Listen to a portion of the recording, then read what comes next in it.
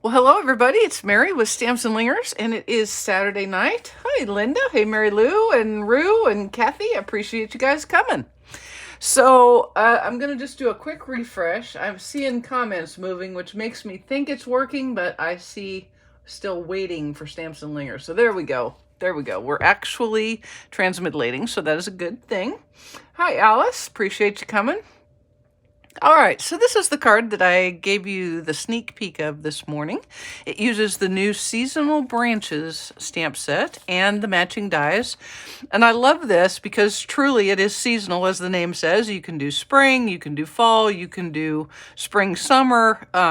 You can leave the branches bare and do winter. So you really can cover all of the seasons of the year with one stamp set, which I think is really cool.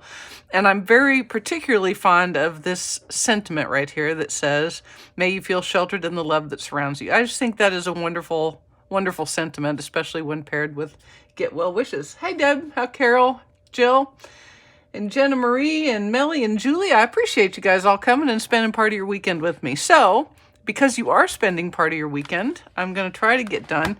I've also used the Countryside Corners dies to make a mask, and we're going to do a little sponging, a little coloring. And then I've also used this one. Come on now. You see it being all persnickety. What in the world? Come on now. There we go. Come on, man. There. All right. I've also used this small die as our sentiment. It turns out to be a perfect sentiment label for happy birthday wishes. So let's get started. Everything will be on my blog tomorrow. In theory, I'm getting myself very confused on the days. I'm just saying.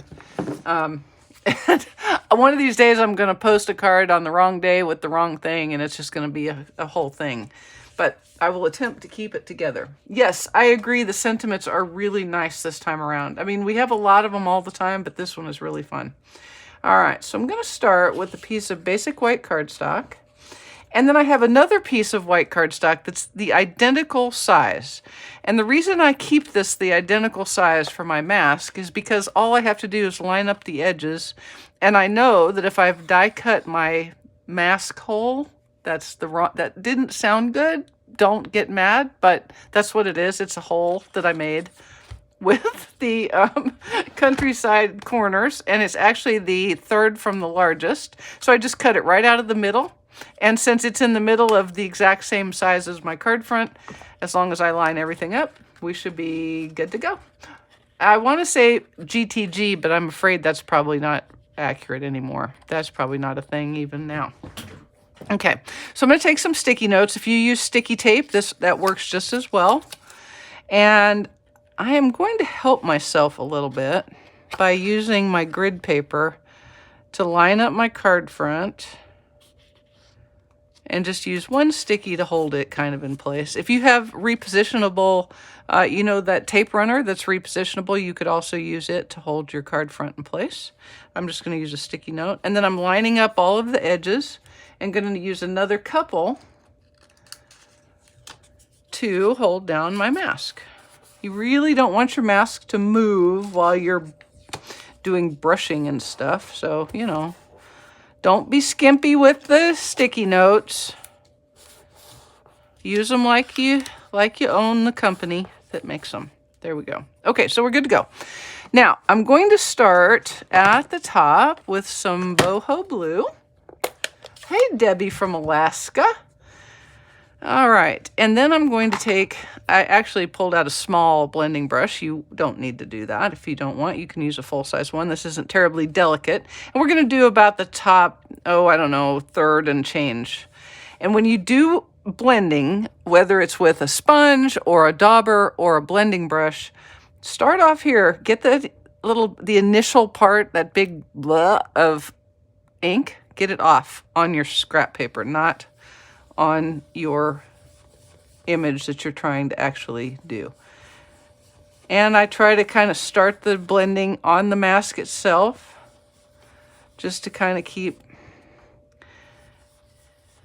it from getting too much. And this is the point where you just start going, I'm gonna add color until I'm happy with it.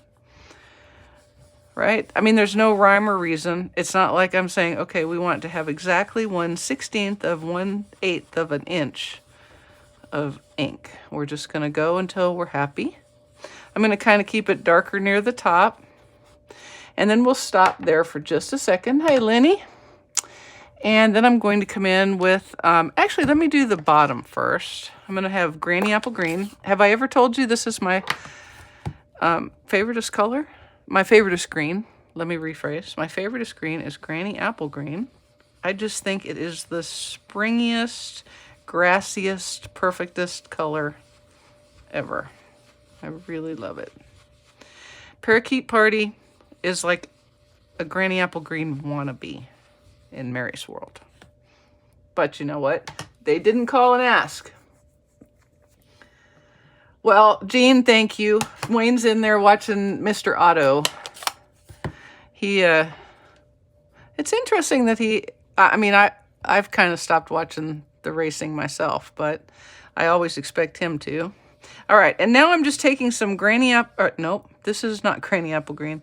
This would be Daffodil Delight. And I'm bringing it kind of in the center.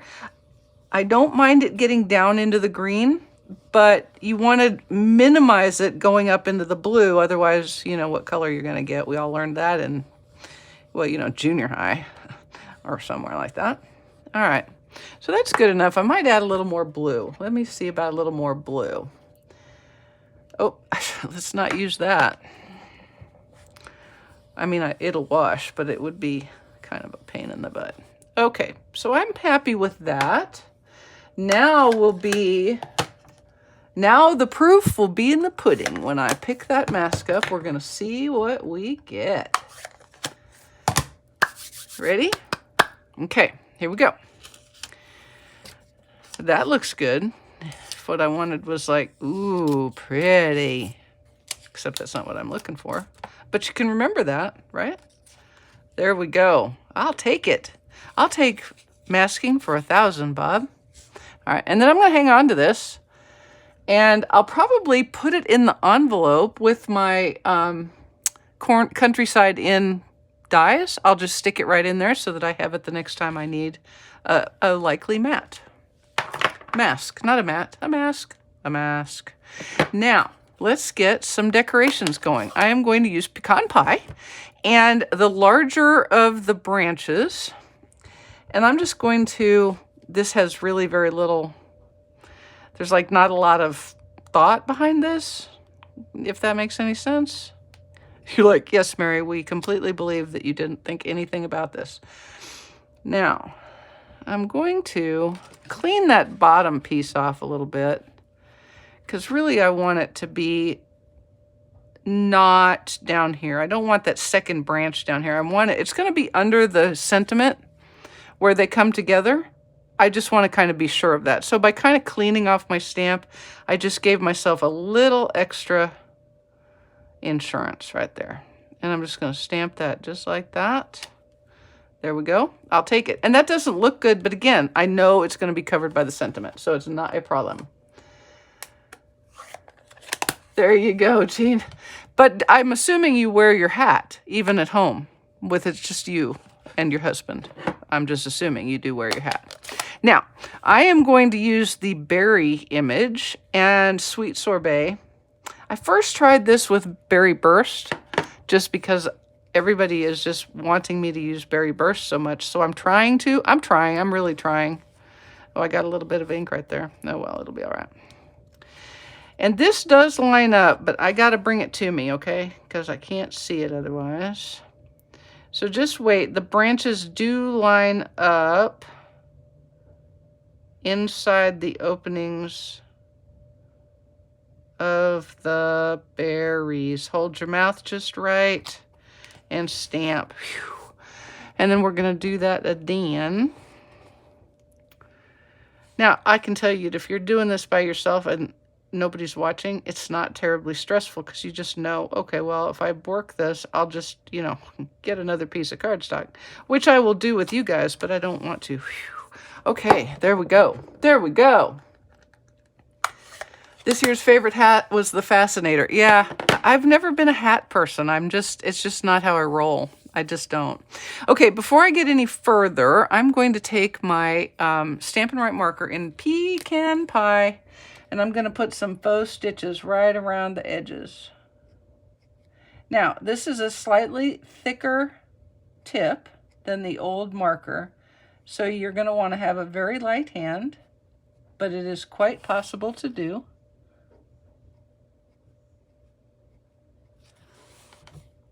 Just like that.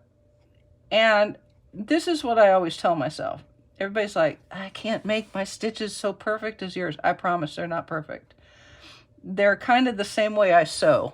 You don't ever want me to, you don't want to say, hey, Mary, could you hem this pair of pants for me? I'd be like, I can, but you're not going to like it. So if my stitches aren't quite perfect on this, it's because I'm doing it like I sew. Just like I sew. I'm doing it just, did I have my head right in the way? Good Lord, what a dork. Hi everybody, this is Mary. It's my very first YouTube video. I stuck my head right in the camera. My bad. What a silly girl. Okay, there we go. Now we'll set that aside for a second, and I'm gonna do something a little ahead here because I want them to dry. I have some classic matte dots. And let's see, I need 5 of them. I have 5 whites left on this pack. I'm going to use my, hey Lois, I'm going to use my dark sweet sorbet Stampin' blend, and I'm going to color me up 5 of these. 5 of these here matte, classic matte dots. Okay, 5 of these here ones. 4, and here's another white one, 5. All right. They take the color nice, but they do take a second to dry. So if you have a second to do it before you get going, you'll be much happier. I promise. All right, now let's see. Somewhere here, I had a smaller piece of Swiss sorbet. There we go. And we're going to do a little embossing with white and a little bit of Versamark. Let me get that out the way before I have a very bad accident. I will brush that a little bit with my embossing buddy. And here we have happy birthday wishes. Hey, Donna. Oh, thank you so much. That's very sweet. How many of your followers do you think would mind seeing a bit of you? I don't know, but I bet all of them would like to actually see the card. So I think I should try to keep my giant noggin. The melon needs to stay out of the camera, Mary. It really does. Okay, we're just going to stamp happy birthday in Versamark. Cover your Versamark pad, trust me, before you actually open your embossing powder. Ask me how I know. Ask me what happens if you don't. No, don't ask me because it's embarrassing. And I'm just going to sprinkle that over the top. Tap, tap, tap, tap, tap it off. And then off, I'm just doing this. I'm just kind of doing it away from my work area. There we go. And then get this closed up before... Again, always close your embossing powder. It's just really so much better to not think about that after you have already blown powder all over the place. All right, fixing to get a little noisy. Sorry about that. Let's see, where's my bone folder? We'll hold it with that. And when you're embossing, you don't have to do a lot of this. Just kind of let the heat get built up. And once it gets hot enough, it is going to get white and kind of shiny. There we go. The magic happens. Ooh, ah. Now, remember, when embossing powder is still hot, right after you've embossed it, it's quite smearable. So you want to let it set for a few beats so that you don't end up with a mess that you just really don't like, okay? Just saying. All right, now I'm gonna go off camera and I'm going to cut it out with the smallest Countryside Corners die. Well, not the smallest. I mean, this would be the smallest and it will not work. So I'm just gonna cut that out just like that, just centered, no big. Hang on just a second. Hanging on, be hanging on. And you're welcome to murmur amongst yourselves. Murmur, murmur, murmur, murmur.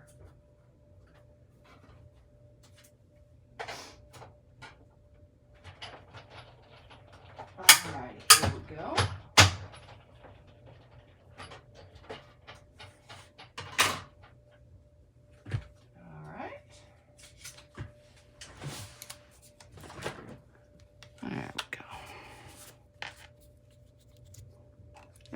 Now, I'll tell you a little secret. This is bugging me right here. Can you see that? Can you see that blue right there? I don't like it. I mean, I don't love that little extra right there, but I'm gonna live with it. But what I'm gonna do is I'm gonna cut this down and I'm gonna just change the dimensions. So what you're fixing to see is Mary showing you, as if I planned it, let's pretend I did, how to fix something if you decide you don't like it. So this is a 3 7/8 inch piece, and all I want to do is trim a little bit off of this edge, but I want to do that evenly because I want my design right in the middle. Copy? So to go from, I'm just going to take a 1/16 of an inch off of all 4 sides. Just like that. There's a 1/16. That's like one of the biggest beautifulness things of the Stampin' Up! Trimmer, is that you do get those 16th inch marks. Not every trimmer gets you that. Okay, so this is 5 1/8 in its original configuration. So I'm just going to take a 1/16 off of the top and the bottom. And it's then going to be a 5 inch wide. So I'm going to be using a 3 3/4 by 5 will be my dimensions for my whites. And what I'm going to do now is fix my mats before I mess them up. So I'm just going to take, I need this to be 3 7/8 by 5 1/8. And because there's nothing, by 5, sorry. Wait, let me think that through. Because I'm trying to do higher level math here all of a sudden. And that's just not working out. So I'm going to measure. Go crazy. Measure 5 1/8. Okay. Go crazy and measure, Mary. Just measure and then check. See, I'm going to be brave and do it on camera instead of checking off camera. If I was less sure of myself. All right. Oh, thank you, Kathy. I appreciate you. And let's see, I'm going to come down to 3 3/4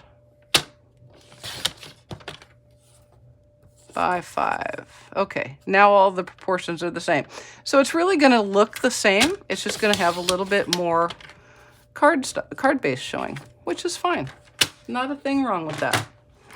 And it won't make my brain hurt, because my brain would, in fact, hurt. Let's go ahead and mat this on my Sweet Sorbet mat. Alrighty.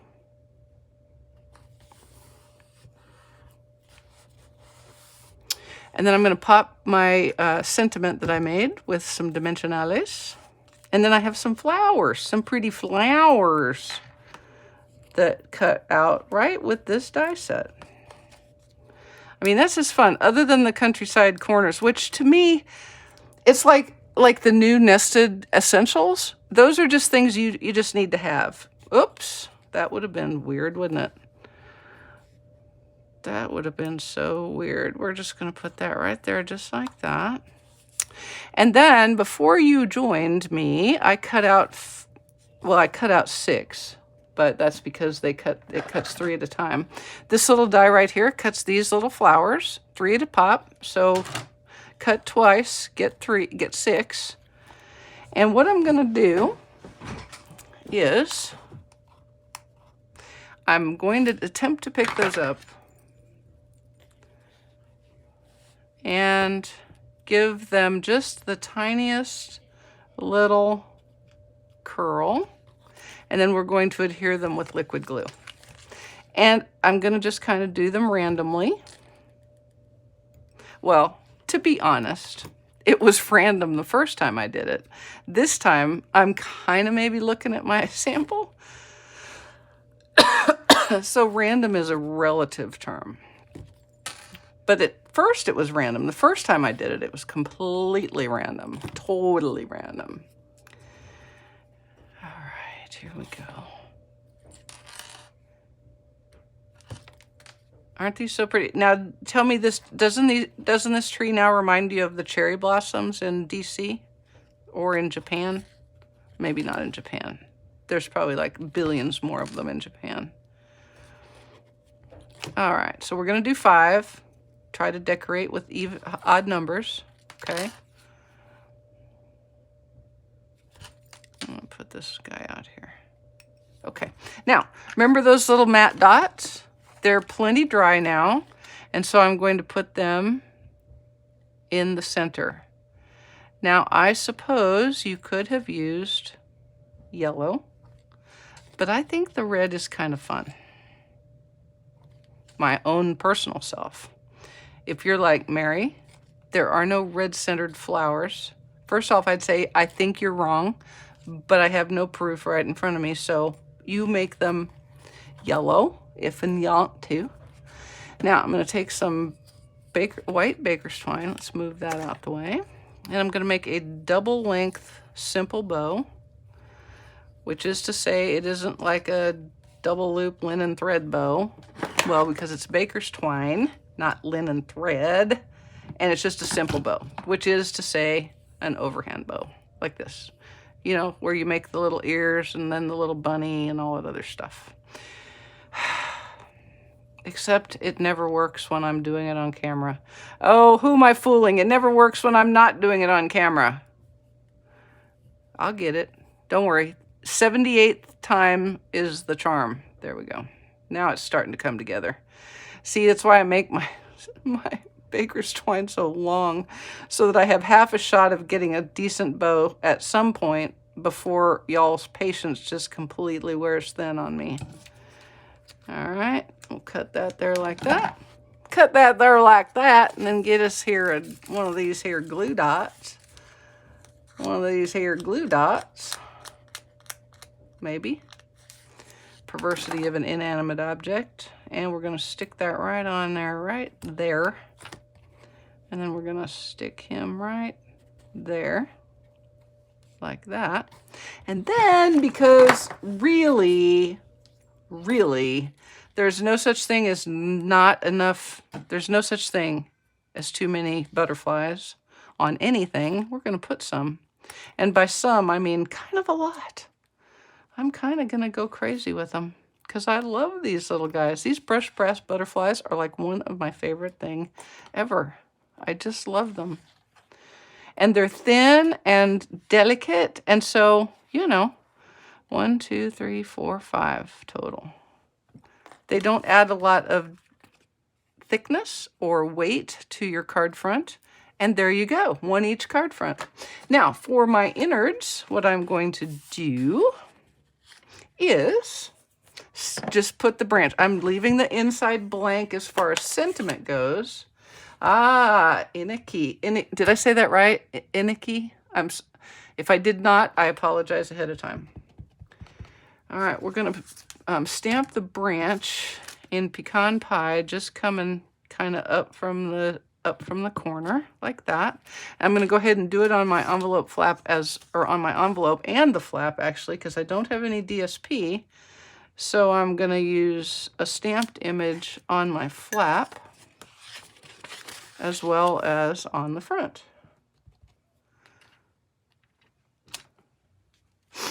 All right, now let me put this aside and close my... There, see? Red centers are perfectly acceptable. Thank you very much for validating my flowers. All right, now we're going to pull out our sweet sorbet again, and again with the lining up. And it's taking me longer to do it than it really needs to because I am not getting over the top of it quite as good as I should. But it's working. It's relatively forgiving. Relatively forgiving. Please be forgiving. Please be forgiving. Okay, be forgiving. There we go. There we go. All right, so there's the envelope. Now we'll do the innards. One more. One more is all I need is one more. Come to mama. I'm putting my head in the camera, sorry. There we go. There. And we're done. And because the little butterfly guys are so thin and perfect, you can use them on the inside with impunity. Which is to say, use them, baby. There. I like using, except I put that guy like we were a landscape. Whew. Pick you up and put you back down the way you need to be. There we go. There we go. I had a moment, a little terrifying right there, a little scared right there, because I thought I had made the whole card, the inside, as a landscape instead of as a portrait, and I have absolutely, completely, totally done that before. That doesn't look right at all. I didn't cut that down, did I?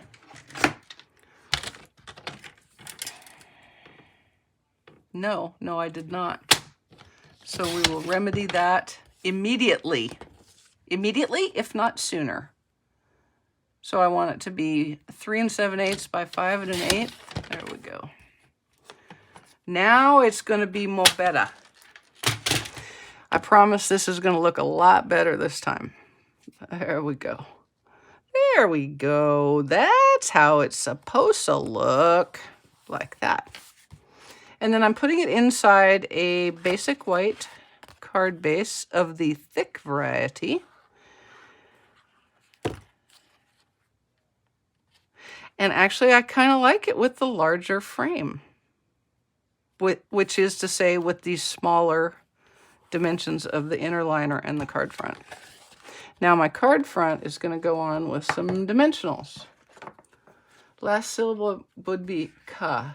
Inika, like that, Inika. Did that get it right? Inika, Inika. All right. Thank you. I hope in a good way. I hope I crack you up in a good way, not in the, oh my God, unsubscribe, get me gone, never coming back here again way. You guys, I was just looking. I'm almost up to 15,000 subscribers, which I mean, you know, for like a total influencer, that would be nothing. But for me, that's kind of fun. I'm excited. I'm pretty sure that nothing happens. Although you might hear like angels singing or something if you hit 15,000. I'm not really sure. Probably nothing. Okay. So some dimensionalities. Did anybody watch the coronation of Charles this morning? I sort of did. All I could think of while I watched it was I'd heard on the news that he had said he wanted a pared down ceremony. And all I could think of was, oh my goodness, how long is the not pared down one if this is the shorter, smaller version? It was a long thing. Take this ring, take these cuffs, take this scepter, take this sword, take this crown, take this glove. Oh my goodness, just give it all to him at once. But no. Okay, there you go, people. And we don't have to do anything to our flap because we already did. So I hope that you have liked this card with some sponging blending and some die cuts and stamped images from the Seasonal Branches set. All right, guys, I appreciate you. And I hope you have a great rest of your weekend. I hope I will see you on Thursday. Remember, we're getting very close. Thursday and Saturday, those are our last 2 YouTubes until June because I will be gone ski. So, hope I'll see you Thursday and next Saturday. Have a good one, everybody. See ya. Ta.